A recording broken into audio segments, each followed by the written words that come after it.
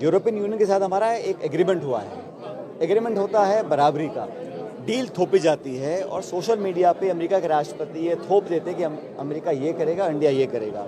सबसे पहली बात, अमेरिका के पदार्थों के लिए हिंदुस्तान के सारे बाज़ार खुल गए 0 टैरिफ पे और हम लोग देंगे 18% टैरिफ।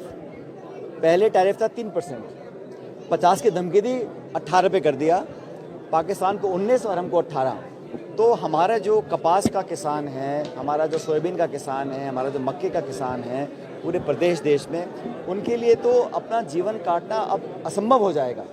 क्योंकि जब अमेरिका में इतना सब्सिडी है, इतनी बड़ी मात्रा में वो पैदावार करते हैं, जब यहाँ पे हमारे बाढ़ आएगी उस सामान की तो हम लोग क्या करेंगे।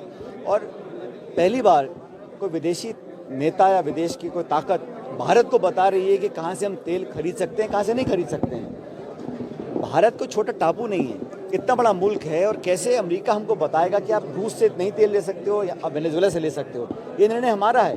ये एनर्जी सिक्योरिटी, हम 83% अपना ऑयल और गैस इंपोर्ट करते हैं, हम कहाँ से लेंगे, किस दाम पे लेंगे, ये निर्णय हमारा है।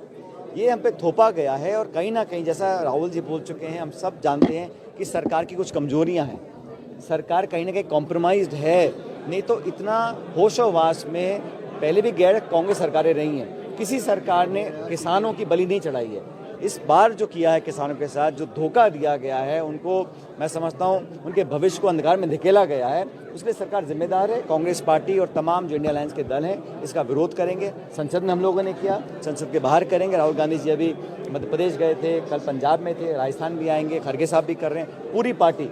और मैं समझता हूँ कि पूरे किसान वर्ग और नौजवान समझ गए हैं कि जो ट्रेड डील की गई है एक तरफा है और भारत की एनर्जी सिक्योरिटी, भारत की इकोनॉमिक सिक्योरिटी और भारत के किसान जो हमारे अन्नदाता हैं, दूधदाता हैं, उनके साथ बहुत बड़ा खिलवाड़ किया गया है। इस धोखे को देश बर्दाश्त नहीं करेगा। और ये वही बीजेपी है, आप सबको याद होगा भारतीय जनता पार्टी जब मनमोहन सिंह जी प्रधानमंत्री थे, भारत को परमाणु शक्ति बनने का जो हमने डील की थी अमेरिका के साथ, उसका भाजपा ने विरोध किया।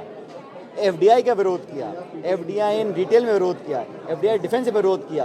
तो उसका विरोध करते थे। अब सरकार में आके पूरे कॉम्प्रोमाइज़ होके आप अपनी गलतियां छुपाने के लिए डोनाल्ड ट्रंप की जो एक तरह की एक तरफा कार्रवाई है उसको स्वीकार किया है। इसके हम लोग खिलाफ रहेंगे।